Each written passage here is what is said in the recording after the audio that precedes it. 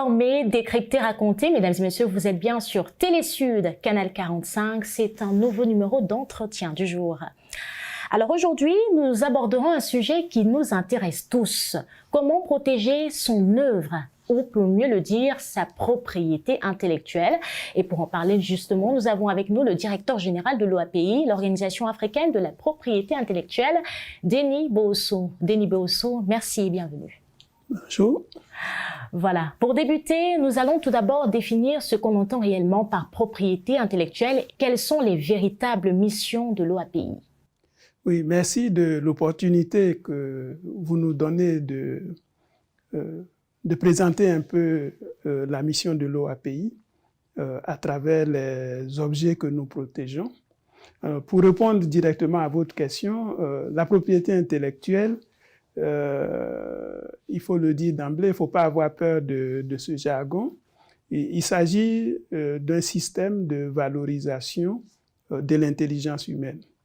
À savoir que l'homme, pour satisfaire ses besoins, que ce soit ses besoins utilitaires ou bien ses besoins artistiques, va créer. Et donc, si on prend dans le domaine culturel, l'homme va, par exemple, créer une chanson, va écrire des poèmes. Et donc, la question qui se pose, c'est comment est-ce que l'homme va tirer un profit économique de ce poème, de cette chanson. Alors, l'État va lui reconnaître un droit qu'on appelle un droit de propriété intellectuelle sur cette chanson. Et comme il s'agit d'une chanson, on va parler de droit d'auteur. Il en va de même aussi pour tout ce qui est créativité industrielle, créativité productive. C'est par exemple lorsqu'une personne va inventer une nouvelle méthode de séchage du cacao. Cette nouvelle méthode apporte un progrès à l'humanité. Et par ce biais-là, l'État va lui reconnaître un droit de propriété intellectuelle sur cette nouvelle méthode qu'on va appeler un brevet d'invention. Et donc, ce faisant, le rôle de l'OAPI, c'est justement de protéger toute cette inventivité, toute cette créativité des 17 États membres que comporte cette organisation. Alors justement, les entrepreneurs et les inventeurs qui nous suivent veulent savoir quelles sont les conditions de brevetabilité. Est-ce qu'on se lève un matin et on décide juste de créer un objet et on se dit, là, on peut obtenir un brevet? Oui, je voudrais rassurer les uns et les autres, les populations. Tout un chacun de nous a une dose d'inventivité, c'est-à-dire que chacun peut créer à tous les niveaux. Mais ce ne sont pas toutes les créations, toutes les inventions que nous faisons qui font l'objet d'un brevet d'invention. Alors, pour qu'il y ait cette reconnaissance officielle, la loi va fixer 3 critères essentiels que je vais expliquer. Oui. Le premier critère, c'est la nouveauté de l'invention. Alors, ce que vous prétendez avoir trouvé doit être totalement nouveau, c'est-à-dire que ça n'existait pas par le passé. Donc, c'est quelque chose de nouveau. Tout à l'heure, j'ai parlé du séchage du cacao. Vous avez trouvé une nouvelle méthode de séchage qui n'existait pas. Là, on va dire que votre invention, là, est nouvelle. Deuxième critère, ce qu'on appelle l'activité inventive, c'est-à-dire la capacité à dépasser ce que tout le commun des citoyens pouvait faire. Alors, la question qu'on va se poser, c'est est-ce que ce que vous avez trouvé, le citoyen lambda pouvait trouver? S'il pouvait trouver, alors il n'y a pas d'activité inventive. Alors, est-ce que vous avez des cellules spécialisées qui passent justement à la vérification de tous ces critères que vous venez de noter? Oui, un office de propriété industrielle tel que l'OAPI a un certain nombre de personnels, et parmi lesquels on a ce qu'on appelle des examinateurs. Oui. Et les examinateurs, selon leur spécialité, peuvent être des examinateurs de brevets d'invention ou des examinateurs de marques. Alors, si nous sommes dans le domaine du brevet d'invention, nous avons des examinateurs. Et si l'invention, par exemple, concerne la chimie, par exemple des médicaments, nous avons des examinateurs spécialisés en chimie. Si l'invention concerne la mécanique, nous avons des examinateurs spécialisés en mécanique et qui vont venir examiner cette invention. Alors, êtes-vous d'accord avec ceux qui disent que la procédure est assez longue, la procédure de certification? Et si ce n'est pas le cas, éclairez la lanterne en détaillant justement les différentes étapes de façon globale. Oui, je voudrais rassurer les uns et les autres, surtout vos téléspectateurs, que la procédure n'est pas longue. Il s'agit ici d'accorder un monopole à une personne et ce monopole va durer 20 ans. Il y a des formalités obligatoires à respecter. Par exemple, lorsqu'il dépose sa demande et que nous recevons, nous devons publier sa demande d'invention pour avertir l'ensemble de la communauté que, par exemple, M. X a déposé une demande de brevet d'invention. On vous demande de venir vérifier si, par exemple, M. X n'a pas copié votre invention. Et donc, on va donner un délai d'opposition à toute la population pour le faire. Par la suite, une fois que cette publication est faite, généralement au bout de 3 mois, nos examinateurs vont examiner dans le fond si l'invention remplit véritablement les critères. Alors, comment ils vont faire? Ils vont fouiller dans toute la documentation existant à travers le monde, ce qu'on va appeler des recherches. Donc, ils vont aller fouiller, par exemple, en Australie, ils vont aller fouiller même dans l'Égypte ancienne pour savoir si votre invention n'existait pas. Ouais. Donc, tout ceci prend du temps, mais il faut dire que dans un système de brevet qui est véritablement établi, c'est des procédures qui peuvent aller jusqu'à 5 ans. Et ici, à l'OAPI, nous délivrons les brevets en moins d'1 année. Vous avez parlé de la publication des brevets, mais comment une personne lambda peut faire pour savoir que la création ou par exemple son projet existe déjà? Est-ce qu'il y a un site ou alors il y a des archives qui sont accessibles à tous? Il y a une procédure qui a été prévue à son profit, qui est ce qu'on appelle la recherche d'antériorité. Et donc, vous interrogez auparavant l'OAPI pour savoir, je prétends avoir découvert quelque chose, dites-moi s'il n'y a pas quelque chose de similaire qui a déjà été protégé. Et on vous donne, l'OAPI va vous donner un papier qui va attester que l'objet de votre invention ou bien l'objet de votre marque n'existait pas, ou bien existe, mais sous telle ou telle forme. Donc, on va vous donner ce qu'on appelle la liste des antériorités, c'est-à-dire ce qui existait avant votre créature. Tout à l'heure, vous avez rassuré sur la durée de la procédure. Alors, finalement, existe-t-il aujourd'hui des mécanismes qui permettent de faciliter la brevetabilité d'un projet? Oui, il y a plusieurs mécanismes. Disons que, il faut le dire, l'OAPI, ce n'est pas seulement un office de propriété industrielle qui se contente de recevoir les demandes.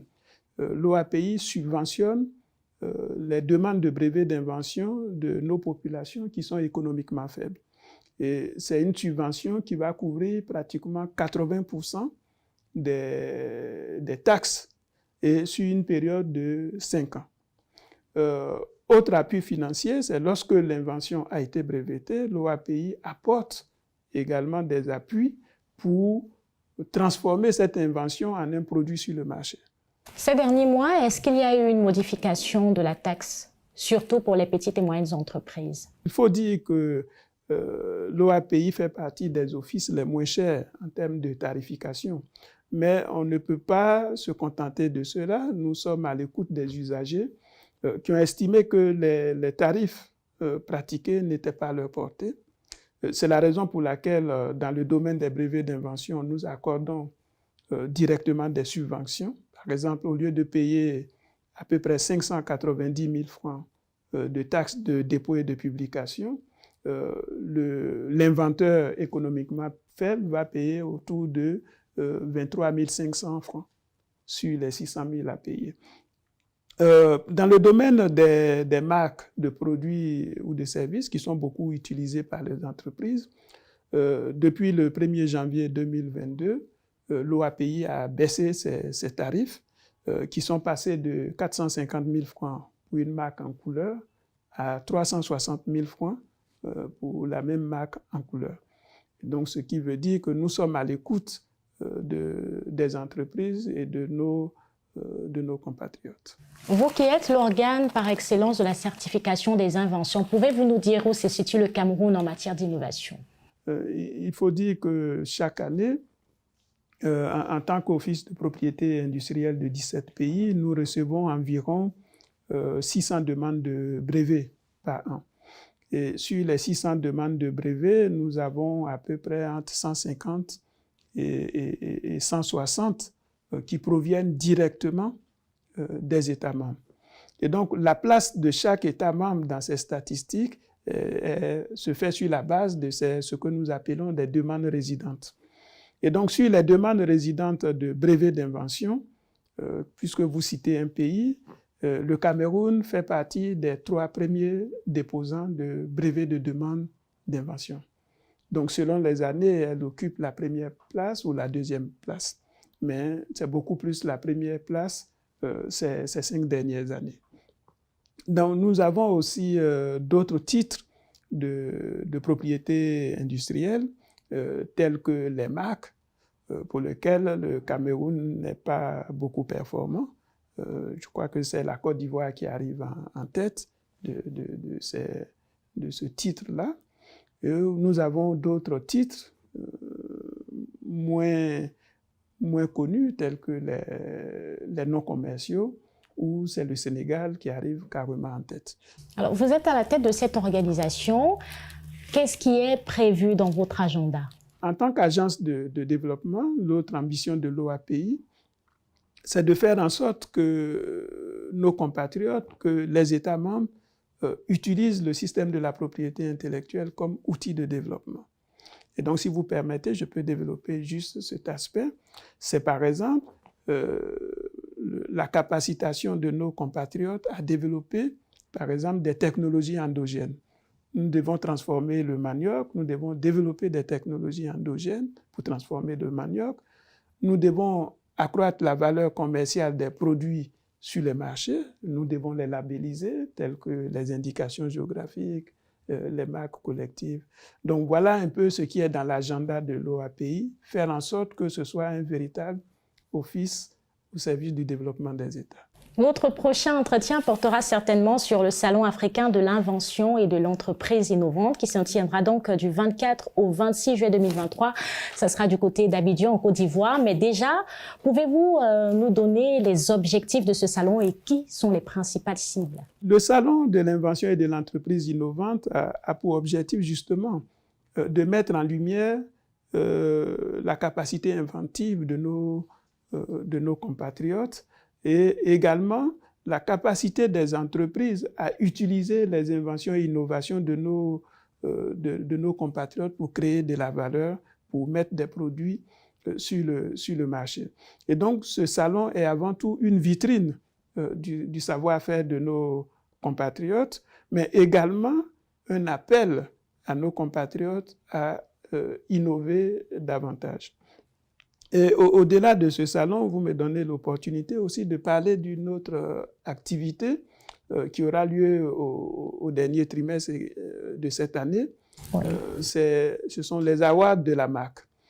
Il s'agit là, dans ce cadre-là, d'encourager les opérateurs économiques à bien identifier leurs produits sur le marché à travers des marques de produits ou de services. Et là également, nous donnons des récompenses aux entreprises qui utilisent à bon escient les marques et également nous donnons des encadrements en termes de formation, en termes de sensibilisation aux entreprises qui sont nominées dans ce cadre-là. Denis Bosso, merci d'avoir répondu aux questions de Télésud. Peut-être quelque chose qu'on a pu oublier durant l'interview? Oui, je voudrais vous remercier. Je pense que les antagonismes majeurs qui se développent ont essentiellement pour fondement l'appropriation du système de la propriété intellectuelle. C'est dire que les États africains, dans ce domaine-là, n'ont pas de complexe à avoir. Nous avons les mêmes capacités créatives, seulement nous devons faire la démarche de protéger le produit de notre intelligence et vous m'avez donné l'occasion d'en parler. Et justement, nous dirons en une phrase que l'innovation est africaine. Mesdames et messieurs, merci de nous avoir suivis. Les programmes se poursuivent sur le canal 45. Au revoir.